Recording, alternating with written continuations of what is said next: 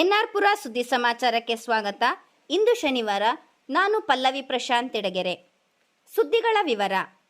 ಕನ್ನಡಪ್ರಭ ಯುವ ಆವೃತ್ತಿಯಲ್ಲಿ ಎಸ್ಎಸ್ಎಲ್ಸಿ ವಿದ್ಯಾರ್ಥಿಗಳಿಗೆ ಬೇಕಾಗುವ ಮಾರ್ಗಸೂಚಿಗಳಿರುವುದರಿಂದ ವಿದ್ಯಾರ್ಥಿಗಳು ಇದನ್ನು ಪ್ರತಿನಿತ್ಯ ಓದಬೇಕು ಎಂದು ಕೊಪ್ಪ ಎಸ್ಕಾನ್ ಸಂಸ್ಥೆ ಅಧ್ಯಕ್ಷ ಎಡಗೆರೆ ಸುಬ್ರಹ್ಮಣ್ಯ ಕರೆ ನೀಡಿದರು. ಅವರು ಗುರುವಾರ ಕುದುರೆಗುಂಡಿ ಸರ್ಕಾರಿ ಪ್ರೌಢಶಾಲೆಯಲ್ಲಿ ಕೊಪ್ಪ ಎಸ್ಕಾನ್ ಸಂಸ್ಥೆಯ ಪ್ರಾಯೋಜಕತ್ವದಲ್ಲಿ ಕನ್ನಡಪ್ರಭ ಯುವ ಆವೃತ್ತಿ ಬಿಡುಗಡೆಗೊಳಿಸಿ ಮಾತನಾಡಿದರು. ಕಳೆದ 2 ವರ್ಷಗಳ ಹಿಂದೆಯೂ ಸಹ ಕನ್ನಡಪ್ರಭ ಯುವ ಆವೃತ್ತಿಗೆ ಕೊಪ್ಪ ಎಸ್ಕಾನ್ ಸಂಸ್ಥೆ ಕೊಡುಗೆಯಾಗಿ ನೀಡಿತ್ತು. ವಿದ್ಯಾರ್ಥಿಗಳಿಗೆ ಎಸ್ಎಸ್ಎಲ್ಸಿ ಪ್ರಮುಖ ಘಟ್ಟವಾಗಿದೆ. ಕುದುರೆಗುಂಡಿ ಸರ್ಕಾರಿ ಪ್ರೌಢಶಾಲೆಯಲ್ಲಿ ಫಲಿತಾಂಶ ಹೆಚ್ಚಳವಾಗಿದೆ. ಸರ್ಕಾರಿ ಶಾಲೆಗಳಲ್ಲಿ ಸರ್ಕಾರವು ಎಲ್ಲ ಸೌಲಭ್ಯ ನೀಡುತ್ತಿದ್ದರೂ ಮಕ್ಕಳ ಸಂಖ್ಯೆ ಕಡಿಮೆಯಾಗುತ್ತಿರುವುದು ಮಾತ್ರ ಆತಂಕದ ವಿಷಯ ಎಂದರು. ಕೊಪ್ಪ ಎಸ್ಕಾನ್ ಸಂಸ್ಥೆಯ ನಿರ್ದೇಶಕ ಕೆಸಕುಡಿಗೆ ಕೃಷ್ಣಮೂರ್ತಿ ಉದ್ಘಾಟಿಸಿ ಮಾತನಾಡಿ, ಪಠ್ಯಪುಸ್ತಕದ ಜೊತೆಗೆ ವಿದ್ಯಾರ್ಥಿಗಳಿಗೆ ಸಾಮಾನ್ಯ ಜ್ಞಾನ ಬೇಕಾಗುತ್ತದೆ. ಪ್ರತಿನಿತ್ಯ ಮಕ್ಕಳು ದಿನಪತ್ರಿಕೆ ಓದುತ್ತಾ ಬಂದರೆ ಪ್ರಚಲಿತ ಸಂಗತಿ, ದೇಶದ, ರಾಜ್ಯದ ವಿಷಯಗಳು ತಿಳಿಯುತ್ತದೆ. ಮಕ್ಕಳು ಮೊಬೈಲ್ ನೋಡುವುದನ್ನು ಕಡಿಮೆ ಮಾಡಿ ದಿನಪತ್ರಿಕೆ, ಒಳ್ಳೆಯ ಪುಸ್ತಕಗಳನ್ನು ಓದಬೇಕು ಎಂದು ಸಲಹೆ ನೀಡಿದರು. ಕುದುರೆಗುಂಡಿ ಸರ್ಕಾರಿ ಪ್ರೌಢಶಾಲೆಯ ಮುಖ್ಯೋಪಾಧ್ಯಾಯ ಧನಂಜಯ್ ಮೇದೂರ ಮಾತನಾಡಿ, ದಿನಪತ್ರಿಕೆಗಳಲ್ಲಿ ಜನರ ಅಪೇಕ್ಷೆಗೆ ತಕ್ಕಂತೆ ಸಾಹಿತ್ಯ, ಕ್ರೀಡೆ, ವಿಜ್ಞಾನ, ರಾಜಕೀಯ ಸೇರಿದಂತೆ ಎಲ್ಲ ವಿಚಾರಗಳು ಇರುತ್ತವೆ. ಕನ್ನಡ ದಿನಪತ್ರಿಕೆಗಳಿಂದ ಕನ್ನಡ ಭಾಷಾ ಜ್ಞಾನ ಹೆಚ್ಚಾಗಲಿದೆ ಎಂದರು. ಕನ್ನಡಪ್ರಭ ಪತ್ರಿಕೆಯ ವರದಿಗಾರ ಎಡಗೆರೆ ಮಂಜುನಾಥ್ ಪ್ರಾಸ್ತಾವಿಕವಾಗಿ ಮಾತನಾಡಿ, ಕನ್ನಡಪ್ರಭವು ಸಾಮಾಜಿಕ ಕಳಕಳಿಯಿಂದ ₹1ಗೆ ಯುವ ಆವೃತ್ತಿಯನ್ನು ನೀಡುತ್ತಿದೆ ಎಂದರು. ಸಭೆಯ ಅಧ್ಯಕ್ಷತೆಯನ್ನು ಕುದುರೆಗುಂಡಿ ಸರ್ಕಾರಿ ಪ್ರೌಢಶಾಲೆಯ ಅಧ್ಯಕ್ಷ ಪ್ರವೀಣ್ ಶೆಟ್ಟಿ ವಹಿಸಿದ್ದರು. ಸಹ ಶಿಕ್ಷಕಿಯರಾದ ಎನ್ ರೂಪಾ, ಯೋಗೇಶ್ವರಿ, ಎಚ್ಎಂ ಜ್ಯೋತಿ, ವಾಣಿ ಇದ್ದರು. ವಿದ್ಯಾರ್ಥಿಗಳಾದ ಕುಮಾರಿ ಸಾನಿಕಾ, ಕುಮಾರ ಆಕಾಶ್ ತಮ್ಮ ಅನಿಸಿಕೆ ವ್ಯಕ್ತಪಡಿಸಿದರು.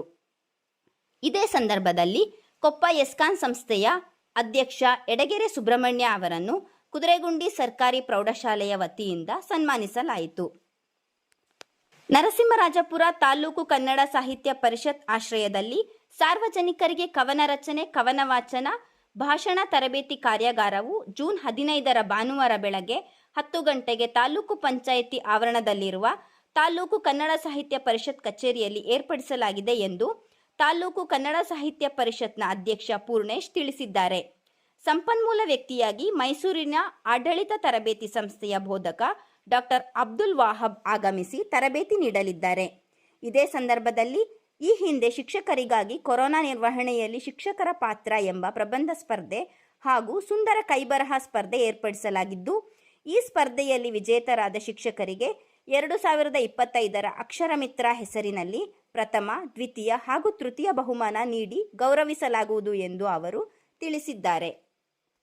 ನರಸಿಂಹರಾಜಪುರದ ಅಭಿನವ ಪ್ರತಿಭಾ ವೇದಿಕೆ ರಕ್ತದಾನಿ ಬಳಗ ಹಾಗೂ ವಿವಿಧ ಸಂಘ ಸಂಸ್ಥೆಗಳ ಸಹಕಾರದೊಂದಿಗೆ ವಿಶ್ವ ರಕ್ತದಾನಿಗಳ ದಿನಾಚರಣೆ ಹಾಗೂ ಅಪ್ಪು ಸ್ಮರಣಾರ್ಥ ಬೃಹತ್ ರಕ್ತದಾನ ಶಿಬಿರವು ಜೂನ್ 14ರ ಶನಿವಾರ ಅಂದರೆ ಇಂದು ಬೆಳಗ್ಗೆ 9 ಗಂಟೆಯಿಂದ ಬಸ್ಸು ನಿಲ್ದಾಣ ಆವರಣದಲ್ಲಿ ನಡೆಯಲಿದೆ ಎಂದು ಅಭಿನವ ಪ್ರತಿಭಾ ವೇದಿಕೆ ಮುಖ್ಯಸ್ಥ ಅಭಿನವ ಗಿರಿರಾಜ್ ತಿಳಿಸಿದ್ದಾರೆ. ಹೆಚ್ಚಿನ ಮಾಹಿತಿಗೆ ಮೊಬೈಲ್ ಸಂಖ್ಯೆ 9428203388 ಅಥವಾ 7760760208ಕ್ಕೆ ಸಂಪರ್ಕಿಸಬಹುದು.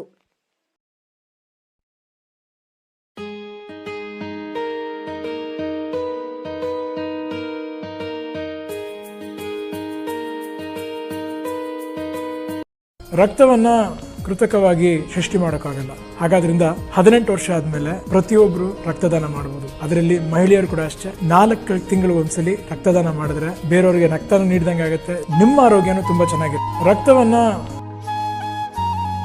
ಆತ್ಮೀಯ ಸಾರ್ವಜನಿಕ ಬಂಧುಗಳೇ, ಸರ್ಕಾರಿ ಶಾಲೆ ಉಳಿಸಬೇಕು ಎಂದು ಯುವ ಕಾಂಗ್ರೆಸ್ ಹಲವು ಕಾರ್ಯಕ್ರಮ ಹಮ್ಮಿಕೊಂಡಿದೆ ಎಂದು ಜಿಲ್ಲಾ ಯುವ ಕಾಂಗ್ರೆಸ್ನ ಅಧ್ಯಕ್ಷ ಶ್ರೀಜಿತ್ ಗೌಡ ದಿಂಡಿನಮಕ್ಕಿ ತಿಳಿಸಿದರು. ಅವರು ಶುಕ್ರವಾರ ದಾವಣ ಸರ್ಕಾರಿ ಕಿರಿಯ ಪ್ರಾಥಮಿಕ ಶಾಲೆಯಲ್ಲಿ ತಾಲೂಕು ಯುವ ಕಾಂಗ್ರೆಸ್ ಘಟಕದಿಂದ ಪಠ್ಯೋಪಕರಣ ವಿತರಿಸಿ ಮಾತನಾಡಿದರು. ಮಕ್ಕಳಿಗೆ, ಪೋಷಕರಿಗೆ ಅನುಕೂಲವಾಗಲಿ ಎಂಬ ದೃಷ್ಟಿಯಿಂದ ಪೆನ್ನು, ನೋಟು ಪುಸ್ತಕ ಸೇರಿದಂತೆ ಹಲವು ಪರಿಕರಗಳನ್ನು ನೀಡುತ್ತಿದ್ದೇವೆ. ಸರ್ಕಾರಿ ಶಾಲೆಗಳಲ್ಲಿ ಓದುವ ಮಕ್ಕಳಿಗೆ ಸರ್ಕಾರವು ಹಲವಾರು ಯೋಜನೆಗಳನ್ನು ರೂಪಿಸಿದೆ. ಯುವ ಕಾಂಗ್ರೆಸ್ ಸಹ ಅನೇಕ ಕಾರ್ಯಕ್ರಮ ಹಮ್ಮಿಕೊಳ್ಳುತ್ತಿದೆ ಎಂದರು.